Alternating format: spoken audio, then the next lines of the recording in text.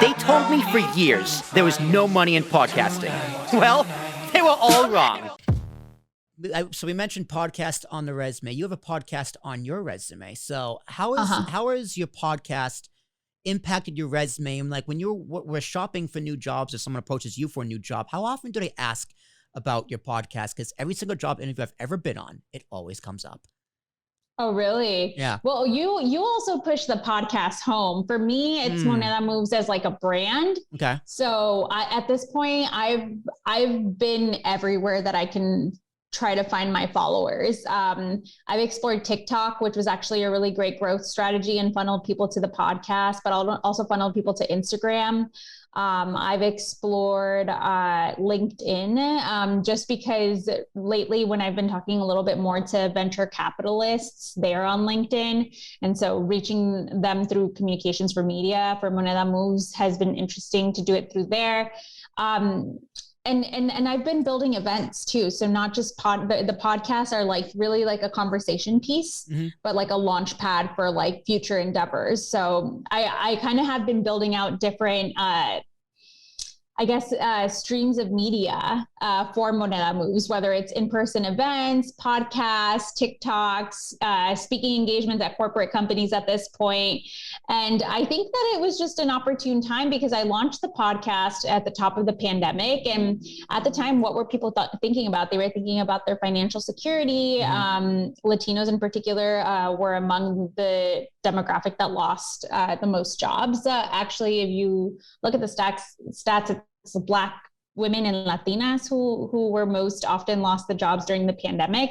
So this was top of mind, personal finance, money, our relationship with it, and definitely a hot topic. So that's why I also delved into social media because that's where people were looking for that kind of content. And so it's been a journey to really explore the growing environment, but also so many opportunities there and so many opportunities to just, I'm a journalist, so typically I'm putting the spotlight on someone else, but the camera kind of turned on me at some point and people were really interested in hearing my relationship with money as well, which I thought was very interesting. So one of them has turned to beyond a podcast and more of just like a brand.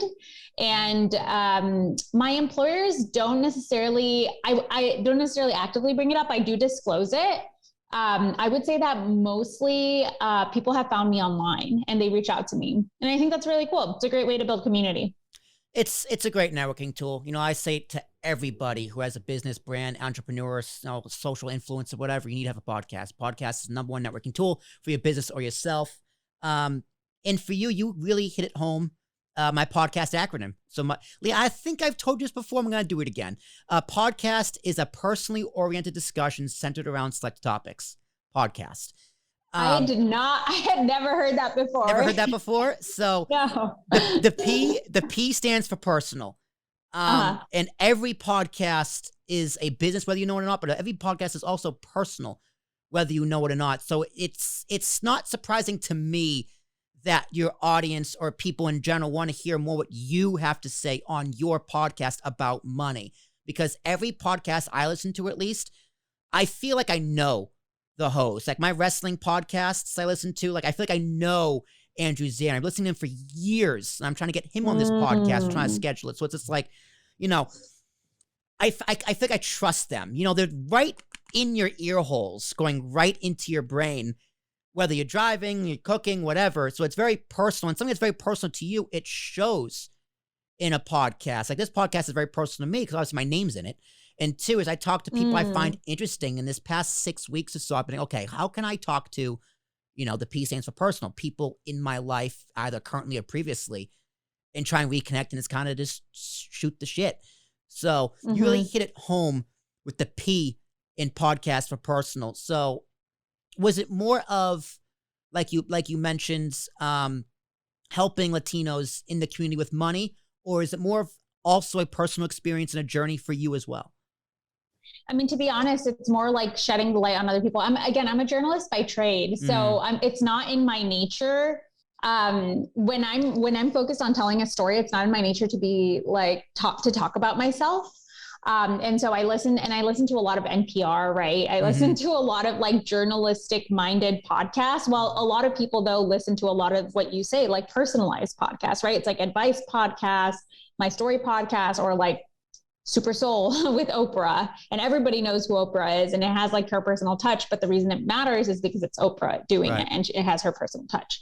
So I would say that it definitely didn't start like that. I think it's just as I started putting myself out there on social media, that's when people were interested. And I honestly, it was, I wasn't ready for it, really. I wasn't ready for people to ask me and say, well, can you share your story too? Like, you're interviewing these fintech founders, these successful people about their experiences. Like, you are successful. And I'm just like, I mean, I suppose, yes, but that was something I wasn't ready to consider, really.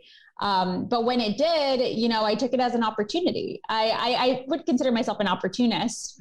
And so I was just like, you know, let's do this. And so then I started doing speaking engagements, started sharing my story. People found it something they could relate to.